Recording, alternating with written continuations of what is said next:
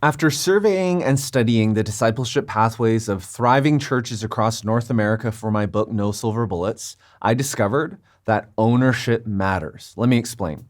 Most discipleship pathways are typically organized around what the church can do for individuals.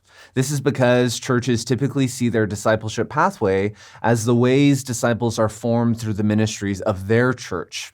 Weekend services, classes, events, groups, and service opportunities. And while I don't disagree that the church needs to offer opportunities and environments for individuals to get plugged in and grow, I've come to discover that the goal for a discipleship pathway is to never get someone through it. The goal is to get individuals to own it. After all, as long as the church owns the pathway, the only possible response for an individual is consumption.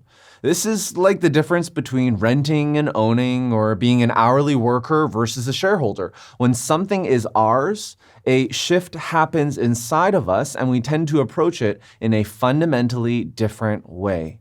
As a result, while the first and next steps of your discipleship pathway are environments where disciples can be formed through the ministries of your church, they are only ever intended to be temporary experiences. The first steps are designed to identify and welcome individuals into the life of your church. Think about the ABCs of first steps: actions, biases, and classes. Actions are what you, your leaders, and your volunteers do. Biases are the way the actions are done, and classes are what your newcomers do. The next steps are focused on stretching, enhancing, and really refreshing an individual's spiritual life. And there are three categories of these next steps: discover, deepen, and deploy. Discover next steps are for those curious about the Christian faith. Deepen next steps are short-term classes, seminars, conferences, studies, experiences with a clear beginning and end date that are focused on deepening an individual's faith. And deploy next steps are opportunities to empower and release people into service. The thing about first and next steps is that they're both short-term, and they're intended to bring individuals back into the center of the pathway, which is the ongoing steps.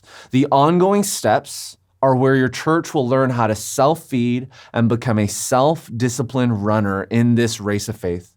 They include practices like reading the Bible, worshiping regularly, being in community, and serving. It's ultimately in the ongoing steps that the individuals in your church will learn how to own their faith and this discipleship pathway. Now that you better understand the framework around creating a discipleship pathway, what are you going to do about it?